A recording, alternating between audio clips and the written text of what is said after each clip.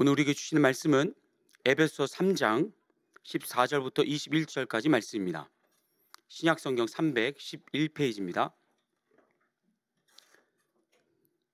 에베소서 3장 14절부터 21절까지 말씀을 제가 봉독하겠습니다. 이러므로 내가 하늘과 땅에 있는 각 족속에게 이름을 주신 아버지 앞에 무릎을 꿇고 비노니 그의 영광의 풍성함을 따라 그의 성령으로 말미암아 너희 속사람을 능력으로 강건하게 하시오며 믿음으로 말미암아 그리스도께서 너희 마음에 계시게 하시옵고 너희가 사랑 가운데서 뿌리가 박히고 터가 굳어져서 능히 모든 성도와 함께 지식에 넘치는 그리스도의 사랑을 알고 그 너비와 길이와 높이와 깊이가 어떠함을 깨달아 하나님의 모든 충만하신 것으로 너에게 충만하게 하시기를 구하노라. 우리 가운데서 역사하시는 능력대로 우리가 구하거나 생각하는 모든 것에 더 넘치도록 능히 하실 이에게 교회 안에서와 그리스도 예수 안에서 영광이 대대로 영원 무궁하기를 원하노라. 아멘. 이 시간에는 믿음으로 말미암아라는 제목으로 하나님의 말씀을 증거하도록 하겠습니다. 우리는 계속해서 2000년 전 사도 바울이 에베소의 성도들에게 위에서 했던 기도의 내용을 살펴오고 있는데요. 바울이 제일 먼저 그 에베소의 성도들을 위하여 구했던 것은 바로 그들의 속사람, 즉 저들의 영을 성령의 능력으로 충만케 강건하게 해달라는 것이었습니다. 당시 바울은요, 우리의 속사람을 강건케 해줄 능력은 오직 성령의 능력뿐이며 이 성령의 능력은 사람이 만들어낼 수 없다는 것, 즉 오직 하나님만이 성령의 능력을 주실 수 있는 분임을 분명하게 알았습니다. 때문에 바울은 속사람의 강건함을 기도 제목으로 삼아 하나님께 엎드려 간절히 구했던 것인데요. 이어서 바울이 두 번째로 구했던 기도의 내용은 바로 17절에 나옵니다. 17절 말씀을 같이 보시겠습니다. 믿음으로 말미암아 그리스도께서 너희 마음에 계시게 하시옵고, 이 구절을 우리 이해를 조금 더 돕기 위해서 공동번역 성경 버전으로 다시 한번 보시겠습니다. 그리고 아버지께서 여러분의 믿음을 보시고 그리스도로 하여금 여러분의 마음속에 들어가 사실 수 있게 하여 주시기를 빕니다. 자, 바울이 에베소의 성도들을 위하여 하나님께 두 번째로 구했던 기도의 내용은 무엇입니까? 바로 예수님의 내주하심이었습니다. 바울은 예수님이 성도들 안에 들어가 머물 수 있도록 해달라고 지금 하나님께 기도하고 있는데요. 이런 바울의 기도에서 우리는 두 가지 사실을 확인해 볼 수 있습니다. 첫째는 예수님의 내주하심, 예수님이 우리 안에 거하시는 것은 우리의 노력으로 되는 일이 아니라는 겁니다. 17절 말씀을 다시 우리 공동번역으로 봅니다. 그리고 아버지께서 여러분의 믿음을 보시고 그리스도로 하여금 여러분의 마음속에 들어가 사실 수 있게 하여 주시기를 빕니다. 여러분, 예수님께서 우리 마음에 들어와 거하시기 위하여 지금 누구의 허락이 필요하다고 성경은 말씀합니까? 바로 하나님 아버지의 허락이 반드시 필요하답니다. 우리가 예수님께 들어오시라고 요청을 하거나 혹은 예수님의 팔을 붙잡아 끌어서 우리 마음속으로 예수님을 모셔드리는 것이 아니라 하나님이 허락해 주셔야만 예수님이 우리 안에 들어오실 수 있다는 겁니다. 그런데 하나님께서 그 일을 허락하시기 전에, 예수님의 내주하심을 허락하시기 전에 먼저 무엇을 보신답니까? 바로 우리의 믿음을 보신답니다. 그래서 우리의 믿음이 예수님을 영접하기에 합당한 믿음일 경우에만 예수님의 내주하심을 허락해 주신다는 겁니다. 자, 그렇다면 지금 여기서 말하고 있는 믿음, 예수님의 내주하심의 조건이 되는 믿음은 무엇을 이야기하는가? 요한복음 1장 12절입니다. 영접하는 자, 곧 그 이름을 믿는 자들에게는 하나님의 자녀가 되는 권세를 주셨으니, 우리가 누구를 영접할 때 구원을 받고 하나님의 자녀가 된다고요? 바로 예수님을 영접할 때입니다. 그런데 이 예수님을 영접하는 방법, 그것이 무엇입니까? 그 이름을 믿는 겁니다. 자, 좀 더 구체적으로 말씀을 드리면 로마서 10장 9절입니다. 내가 만일 내 입으로 예수를 주로 시인하며 또 하나님께서 그를 죽은 자 가운데서 살리신 것을 내 마음에 믿으면 구원을 받으리라. 로마서는 분명히 말씀합니다. 우리가 예수님을 나의 주님으로 인정하고 고백할 때 그분을 영접할 수 있다고요. 예수님을 나의 주님으로, 주인으로 인정하고 고백할 때 예수님을 영접할 수 있다고 성경은 말씀합니다. 하지만 내 입으로 예수님이 나의 주님이십니다, 예수님이 내 인생의 주인이십니다 라는 이 신앙 고백이 터져나오기 위해서는 예수님에 대한 믿음이 필요하다는 거죠. 그 믿음이란 무엇인가? 그 내용이 무엇인가? 그것은 2000년 전 예수님께서 나의 모든 죄값을 십자가 위에서 단번에 완벽하게 폐의하시고 죽은 지 3일 만에 부활하시어 죄와 사망의 권세를 이기셨다는 이 내용을 믿는 겁니다. 믿음의 내용이 이겁니다. 즉 나의 대속을 위한 예수님의 죽음과 부활 사건을 역사적인 사실로 믿는 믿음을 갖고 있어야, 그 믿음이 있어야 우리는 예수님을 나의 주인이요 나의 주님으로 인정하고 고백할 수 있습니다. 만약에요 예수님의 죽음과 부활에 대한 실제적인 믿음이 없다면요 우린 예수님을 주님이라고 고백할 수가 없습니다. 아니, 그런 믿음이 없어도요 이건 할 수 있습니다. 다른 사람의 신앙 고백을 앵무새처럼 카피해서 그냥 따라할 수는 있습니다. 그렇게 목회자를 속일 수 있고 성도들을 감쪽같이 속이고 교회 안에서 정작 믿음은 없지만 믿음이 있는 것처럼 가장하고 꾸며낼 수는 있습니다. 다른 사람의 신앙 고백을 그저 내가 카피해서 되풀이하는 것으로요. 그러나 여러분, 하나님은요 우리가 속일 수 없습니다. 하나님은 우리 안에 진정한 믿음이 없이 예수님의 죽음과 부활을 그냥 앵무새처럼 따라 외우는 것에 결코 속지 않으시는 분입니다. 그런데 참된 신앙 고백의 유무보다도 사실 더 근본적으로 중요한 것, 그 믿음이 있냐 없냐 보다도 사실 더 중요한 게 뭐냐면요 구원의 조건이 되는 믿음의 출처입니다. 즉 예수님의 죽음과 부활을 역사적인 사실로 인정하고 고백할 수 있는 믿음이 대체 어디로부터 왔느냐는 거죠. 그 믿음의 출처가 사실은 더 중요합니다. 요한복음 1장 12절부터 13절을 같이 한번 보시겠습니다. 영접하는 자, 곧 그 이름을 믿는 자들에게는 하나님의 자녀가 되는 권세를 주셨으니 이는 혈통으로나 육정으로나 사람의 뜻으로 나지 아니하고 오직 하나님께로부터 난 자들이냐. 이게 무슨 말이냐면 예수님의 죽음과 부활을 역사적인 사실이요 구원의 완성으로 믿는 믿음은 사람의 뜻에서 나온 게 아니라는 겁니다. 사람의 뜻, 즉 우리의 의지나 노력에서부터 만들어지는 믿음이 아니라 어디로부터 오는 겁니까? 하나님으로부터 오는, 하나님이 넣어주시는 믿음입니다. 그래서 에베소 2장 8절은 이렇게 말씀합니다. 너희는 그 은혜에 의하여 믿음으로 말미암아 구원을 받았으니 이것은, 그 믿음은, 구원받게 하는 믿음은 너희에게서 난 것이 아니요 하나님의 선물이라. 구원받는 믿음, 예수님이 나를 위해서 죽으셨고 부활하셨다는 그 사건을 역사적으로 믿고 고백하는 믿음은요 하나님의 은혜의 선물입니다. 내가 만들어내는 것이 아닙니다. 하나님께서 이 믿음을 우리에게 선물로 주셔야지만 우리는 가질 수 있습니다. 그렇다면 어째서 우리는 스스로 구원의 믿음을 가질 수 없는가 질문해 볼 수 있는데요, 이 질문에 대해서 예레미야 17장 9절은 이렇게 말씀합니다. 만물보다 거짓되고 심히 부패한 것이 우리의 마음이라. 또 로마서 3장 23절은요 모든 사람이 죄를 범하였음에 하나님의 영광에 이르지 못한다고 분명하게 말씀하고 있습니다. 다시 말해서 우리 스스로도 얼마든지 부패한 마음을 정화시키고 우리의 죄를 씻을 수 있는데 괜히 하나님이 생색내시려고 구원의 믿음을 선물로 주시는 게 아니라는 겁니다. 아무리 돈이 많고 똑똑하고 잘난 사람도 만물보다 더 거짓되고 부패한 마음을 가진 그 마음을요 씻을 수 없고요 하나님의 영광에 스스로 이룰 수 있는 사람은 단 한 사람도 없습니다.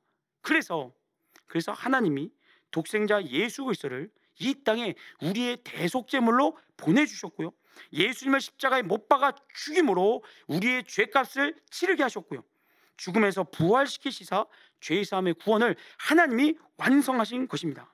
그런데 여기서 끝이 아니라는 거죠. 이후에 하나님은 예수님의 죽음과 부활이 역사적인 사실로 믿어지는 믿음을 우리에게 선물로 주셨습니다. 때문에 이 믿음을 가지고 예수님을 나의 주님으로 고백하며 영접하여 얻게 된 구원 또한 무엇입니까? 내 노력과 공로에 의한 결과가 아니라 하나님의 은혜의 선물인 줄로 믿습니다. 자, 제가 구원의 믿음에 대해서 이렇게 자세하게 설명을 드린 이유가 뭐냐면요, 여러분, 하나님께서 우리에게 선물로 주신, 거저 주신 구원의 믿음을요, 가볍게 보시지 말라는 겁니다. 공짜로 받았다고 해서 하찮게 이 믿음을 취급하거나 또는 이 구원의 믿음을 나의 기분과 감정의 변화에 메어두지 마시라는 겁니다. 아시다시피 우리의 기분과 느낌은요, 업다운이 굉장히 심합니다. 그래서 우리의 이 구원받는 믿음을 느낌이나 감정과 결부시키게 되면 감정의 변화에 우리의 믿음이 끌려갈 수가 있습니다. 기분이 좋을 때는 무슨 말씀이 선포되든, 강단에서 선포되든 다 아멘하고 다 순종할 것 같다가도 기분이 다운되면, 기분이 좋지 않을 때는요, 내가 구원받는 게 맞나 싶을 정도로 구원을 의심하고 또 괴로워할 수 있습니다. 우리의 기분과 믿음이 연결되면 말입니다. 하지만 하나님께서 시작하시고 마치신 구원의 완성과 또 우리에게 은혜의 선물로 주신 구원의 믿음은요, 결코 흔들리지 않습니다. 결코 변질되거나 퇴색되지 않습니다. 우리의 감정 기복이나 상황의 변화에 따라서 흔들리지 않습니다. 왜냐하면 구원의 믿음을 얻기 위하여 우리가 한 일은 전혀 없지만, 전무하지만 하나님은 우리의 구원을 위하여 최고의 은혜와 사랑, 최선의 긍휼과 열심을 하나님은 다 쏟아 부었기 때문입니다. 그러니 사랑하는 성도 여러분, 하나님이 여러분에게 선물로 주신, 우리에게 선물로 주신 이 구원의 믿음을 순간의 느낌이나 감정이 아닌 하나님의 영원한 말씀 위에 단단하게 묶으시고 그 말씀 위에 세우실 수 있기를 주의 이름으로 축복합니다. 여러분의 기분 상태가 어떠하든 믿음을 절대 흔들리게 놔두지 마시고 그 믿음은 흔들리지 않는 반석 위에, 하나님 말씀 위에 단단하게 묶어두실 수 있기를 바랍니다. 자, 지금까지 예수님의 내주하심의 조건이 되는 믿음에 대하여 말씀을 드렸는데요, 다시 우리 본문 17절을 공동번역으로 보십니다. 그리고 아버지께서 여러분의 믿음, 다른 말로 하면요, 하나님께서 은혜의 선물로 우리에게 주신 믿음을 의미하죠. 그 믿음을 보시고 그리스도로 하여금 여러분의 마음속에 들어가 사실 수 있게 하여 주시기를 빕니다. 자, 처음에 말씀드렸듯이 예수님이 우리 안에 들어오시기 위하여 누구의 허락이 필요합니까? 하나님 아버지의 허락이 반드시 필요합니다. 즉 구원의 믿음과 동일하게 예수님의 내주하심 역시도 하나님의 결정에 달려 있고요, 하나님께서 허락해 주셔야지만 예수님이 우리 안에 들어오실 수 있습니다. 우리가 구원받는 믿음을 받았다고 해서 자동적으로 예수님이 들어오신 것이 아니라 하나님이 들어가라고 허락해 주셔야지만 예수님이 우리 안에 들어오실 수 있습니다. 자, 여기서 우리가 알 수 있는 두 번째 사실은 뭐냐면, 하나님의 허락을 받고 들어오신 예수님을 우리가 마음대로 내쫓을 수 없다는 겁니다. 다시 말씀드립니다. 예수님의 내주하심, 예수님께서 우리 안에 들어와 거하시는 것은 내 기분 상태나 내 의지에 영향을 받지가 않습니다. 왜냐하면 예수님은 내 허락을 받고 들어오신 것이 아니라 하나님의 허락을 받고 하나님의 명령하에 우리 안에 들어오셨기 때문입니다. 따라서 우리가 설사 구원받고 난 후에 예수님과 함께 동행하는 것이 싫다고 해서요, 귀찮다고 해서, 불편하다고 해서 예수님을 우리의 마음 밖에서 완전히 내쫓거나 예수님과의 관계를 우리가 끊어낼 수가 없습니다. 마찬가지로 예수님도 우리가 같이 살아보니까 별로 마음에 들지 않는다고 해서 예수님이 우리를 박차고 떠나시거나 우리를 결코 포기하실 수가 없습니다. 마태복음 28장 19절부터 20절을 같이 봅니다. 그러므로 너희는 가서 모든 민족을 제자로 삼아 아버지와 아들과 성령의 이름으로 세례를 베풀고 내가 너에게 분부한 모든 것을 가르쳐 지키게 하라. 볼지어다 내가 세상 끝날까지 너희와 항상 함께 있으리라 하시니라. 자, 우리가 읽은 이 마태복음 28장의 마지막 단락은요, 예수님의 대위임 명령이라 불리는 굉장히 유명한 말씀 구절입니다. 그런데 여기서 우리가 주목해 볼 것은 뭐냐면, 지금 예수님께서 마지막으로 제자들에게 하고 계시는 명령과 약속의 관계입니다. 예수님 먼저 제자들에게 무엇을 명령합니까? 너희는 가서 모든 민족으로 제자를 삼아 세례를 베풀고 내가 너에게 가르친 모든 말씀을 가르치라고 분부하십니다. 명령하십니다. 그런 다음에 내가 세상 끝날까지 너희와 항상 함께 있겠다고 약속을 하십니다. 그런데 여러분, 이런 예수님의 명령과 이어지는 약속을 잘 보시면요, 이 명령과 약속 사이에 뭐가 없는지 아십니까? 조건이 없습니다. 너희가 내 명령대로 복음을 잘 전하면 내가 너희와 영원히 동행할 테지만 만약에 그렇지 않으면 너희를 버리겠다. 너희가 복음을 전하지 않으면, 너희가 세례를 베풀지 않으면, 너희가 말씀을 가르치지 않으면 나는 가차없이 너희를 떠나버리겠다. 예수님께서 이렇게 으름장을 지금 놓지 않고 계십니다. 다시 말하면 예수님은 제자들과 지금 컨트랙을 맺지 않으십니다. 예수님의 마지막 명령과 약속은요, 어떤 조건이나 계약으로 묶여있지가 않습니다. 왜요? 예수님이 우리와 영원히 함께 하심, 우리 안에 영원히 거하시는 것은 예수님이 결정한 문제가 아니기 때문입니다. 예수님에게 결정권이 없습니다. 예수님은 오직 하나님의 명령에 따를 뿐입니다. 그럼 하나님께서 예수님에게 무엇을 명령하셨는가? 요한복음 6장 44절을 보세요. 나를 보내신 아버지께서 이끄지 아니하시면 아무도 내게 올 수 없으니 오는 그를 내가 마지막 날에 다시 살리리라. 예수님이 지금 뭐라고 말씀합니까? 하나님 아버지께서 자기에게 보내주시는 사람은 외모나 형편이나 실력을 따지지 않고 뭐라고요? 다 받으신다고요. 전도 잘하는 사람은 받아주고 못하는 사람은 거절하지 않습니다. 헌금 많이 하는 사람은 받아주고 적게 하는 사람은 헌금 많이 할 때까지 기다리지 않으시고 무조건입니다. 무조건. 하나님이 보내주는 사람은 무조건 예수님이 다 받아주신다고 지금 말씀하고 있습니다. 그런 다음에 마지막 날까지 그를 지키고 보호하다가 마지막 날에는 그의 몸을, 그에게 부활의 몸을 입혀주는 것, 이것이 하나님의 명령이요, 예수님이 하나님께 받은 사명입니다.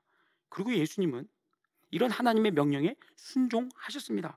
그렇기 때문에 제자들에게 마지막으로 명령하시면서도 아무 조건이 없습니다. 명령과 약속 사이에 조건 없이 내가 너희와 영원히 함께 하겠다고 예수님이 말씀하셨고요, 약속하셨고요, 이 약속을 지금 오늘까지도 예수님은 지키고 계십니다. 지금 우리가 복음을 전하고 있든지 그렇지 않든지 관계없습니다. 지금 우리가 신앙생활을 열심히 잘하고 있든지 아니면 주춤하고 있든지 관계없이 우리가 구원의 믿음을 하나님께 선물로 받고 하나님의 허락하에 예수님을 영접한 그날로부터 지금까지 예수님은 우리 안에 거하고 계십니다. 언제까지요? 마지막 날까지입니다. 마지막 날. 그런데 여기까지만 말씀드리면 꼭 오해하시는 분들이 있더라고요. 어떻게 오해하냐면, 예수님이 어떤 형편에서도 영원히 변함없이 나와 함께 하신다고 하니까 내 멋대로 살아도 되겠다고요. 교회에 한 발, 세상에 한 발을 걸치고 요령껏, 눈치껏 세상의 재미와 쾌락을 다 누리면서 그렇게 썬데이 크리스찬으로 살아도 되겠다라고 오해하는 분들이 있다는 겁니다. 신앙생활을 대충 하려는 거죠. 편하게 그냥 목사님 앞에서, 성도들 앞에서 잘하는 척 하면서 뒤에서 별짓을 다 하려고 하는 그런 성도들이 나타날 수 있다는 겁니다. 사실 이런 오해는요, 로마서 6장에도 언급될 만큼 그 뿌리가 굉장히 깊고요, 하나님의 공의를 무시한 채 하나님의 은혜만을 강조할 때마다 불거지는, 이게 계속 나오는 오해입니다. 아니, 그렇지 않습니다. 하나님의 은혜가 참으로 놀랍고 높고 깊은 것은 맞습니다. 그러나 성경 어디에도요, 구원받은 성도에게 어영부영 신앙생활하라고 말씀하고 있지 않습니다. 반대로 성경은 우리에게 뭐라고 말씀합니까? 죄와 싸우라고 합니다. 어디까지요? 어디까지 죄와 싸우랍니까? 피 흘리기까지.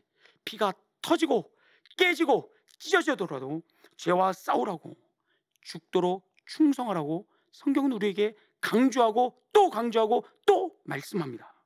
그 이유는요, 왜 성경이 우리에게 하나님의 이 놀라운 은혜가 있음에도 불구하고 왜 우리에게 어영부영하지 마라, 대충대충 신앙생활하지 마라, 눈속임하지 마라 라고 성경이 말씀하냐면요, 그 이유는 조작 불가능한 믿음의 열매 때문입니다. 다시요, 성경이 우리에게 죽음보다도 더 큰 충성, 불 속에라도 들어가라고 말씀하는 그 이유는요, 조작 불가능한 믿음의 열매 때문입니다. 요한복음 15장 5절 말씀 보시죠. 나는 포도나무요 너희는 가지라. 그가 내 안에 내가 그 안에 거하면 사람이 열매를 많이 맺나니 나를 떠나서는 너희가 아무것도 할 수 없습니다. 예수님과 우리의 관계를 포도나무와 가지에 비유합니다. 여러분, 포도나무 가지에서 포도 열매가 열리는 것이 기적입니까? 그렇지 않죠. 포도나무에 포도 열매가 맺히는 것은 기적이 아니라 지극히 자연스럽고 당연한 일입니다. 마찬가지로 무엇도 당연한 일입니까? 예수님이 내주하시는 성도에게서 믿음의 열매, 곧 거룩과 의로움과 성령의 열매가 맺히고 무럭무럭 자라나 세상에 영향력을 끼치고 세상의 빛이요 소금이 되는 것은 너무나도 자연스럽고 당연한 일입니다. 마태복음 17장 15절 한번 보시겠습니까? 거짓 선자들 삼가라. 양의 옷을 입고 너에게 나오나 속에는 누락하는 일이라. 그들의 열매로 그들을 알지니 가시나무에서 포도를 또는 엉겅퀴에서 무화과를 따겠느냐. 이와 같이 좋은 나무마다 아름다운 열매를 맺고 못된 나무가 나쁜 열매를 맺나니 좋은 나무가 나쁜 열매를 맺을 수 없고 못된 나무가 아름다운 열매를 맺을 수 없느니라. 아름다운 열매를 맺지 아니하는 나무마다 찍혀 불에 던져지느니라. 이러므로 그들의 열매로 그들을 알리라. 지금 예수님께서 말씀하시는 이 거짓 선지자들은요, 가짜 복음을 진짜로 속이는 자들을 의미합니다. 조금 전에 말씀드렸듯이 하나님의 성품에서 하나님의 엄중하신 공의는 쏙 빼버리고 은혜만을 지나치게 강조하면서 신앙생활을 방종과 방탕함으로 이끌어가는 그런 거짓 선자들을 이야기합니다.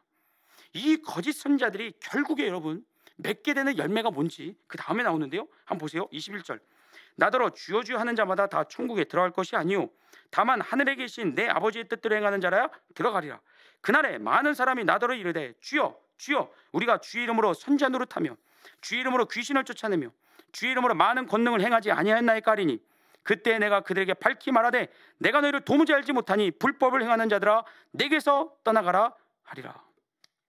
자, 지금 하나님 앞에서 결산 받고 있을 때 거짓 선자들이 하나님 앞에 자신 있게 내놓는 이 땅에서 맺은 열매들을 가만 보시면요, 주의 이름으로 선지자 노릇을 했다고 하고 귀신도 내쫓으며 권능을 행했다고 이야기합니다. 아주 자신 있게 얘기합니다. 다시 말하면 저 거짓 선지자들은 이 땅에 있는 동안에 사람들로부터 선지자라고 추앙을 받던 사람들이었습니다.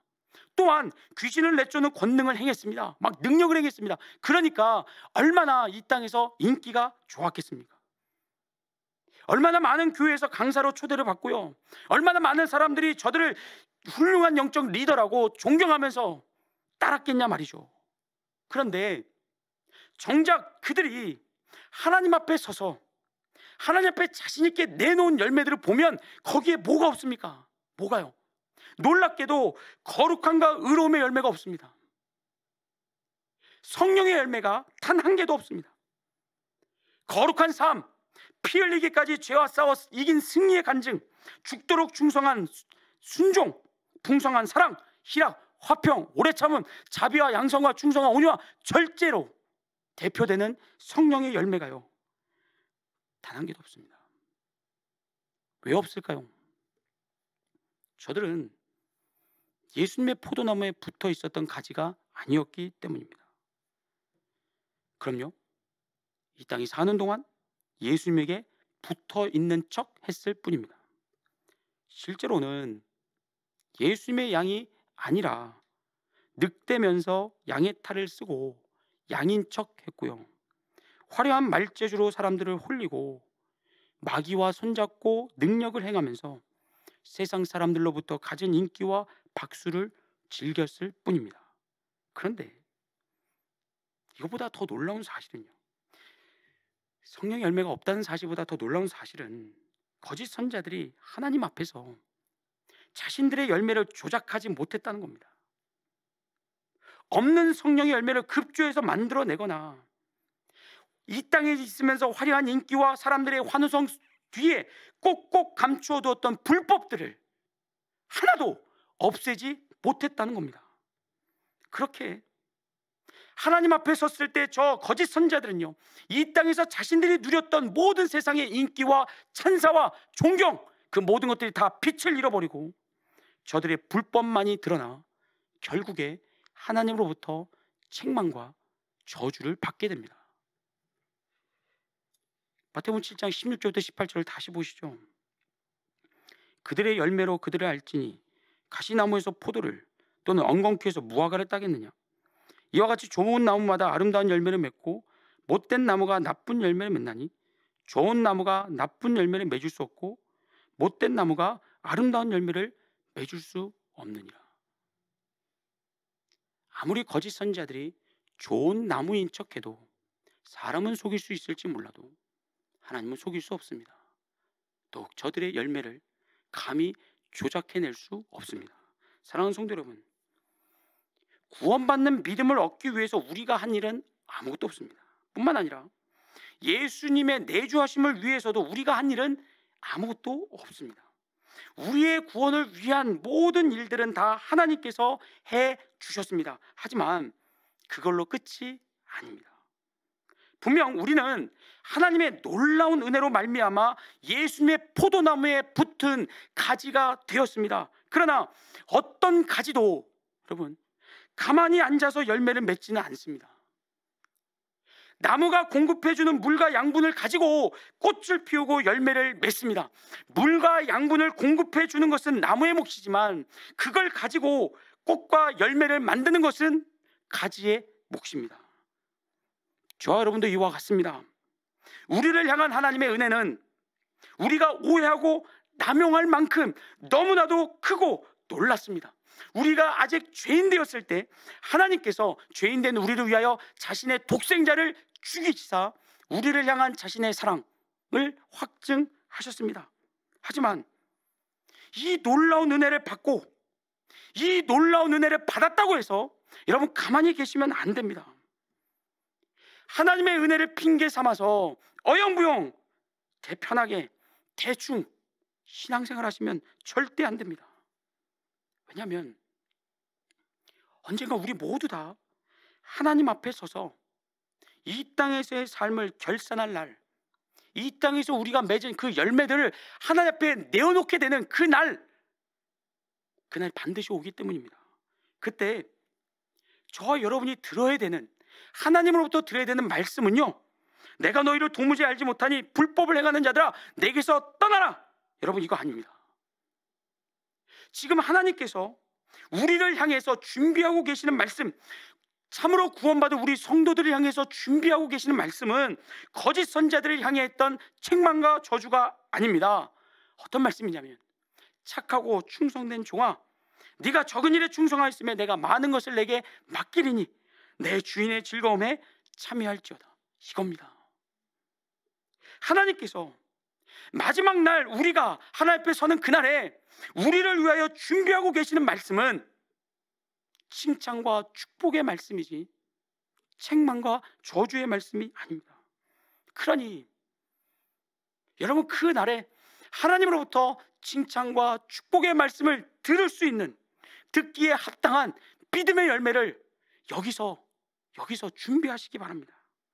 성령의 열매들을요, 여기서 지금 우리에게 주어진 이 땅의 삶 속에서 여러분 최선을 다해서 맺어 가시기 바랍니다. 죄와 싸우시면서요. 세상의 가치에 물들지 않고 오직 하나님 말씀만 의지하고 붙들면서 예수님, 나무 대신 예수님 옆에 꼭 붙어서 여러분 예수님이 공급해 주시는 물과 양분을 받고 하나님 말씀을 받아 여러분의 삶 속에서 최선을 다하여 성령의 열매, 믿음의 열매, 하나님 앞에 갔을 때 칭찬받을 그 열매들 여러분 가득 맺으시기를 바랍니다. 기회는 또 없습니다.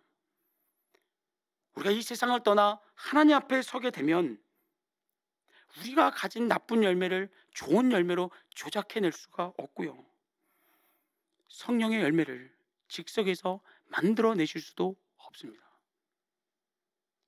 여기서 우리에게 주어진 이 땅의 삶 속에서 최선을 다하여 하나님 만날 날을 준비하시고요, 믿음의 열매, 성령의 열매를 가득 안고 하나님으로부터 칭찬 들으시는 저와 여러분 되기를 주의 이름으로 축복합니다.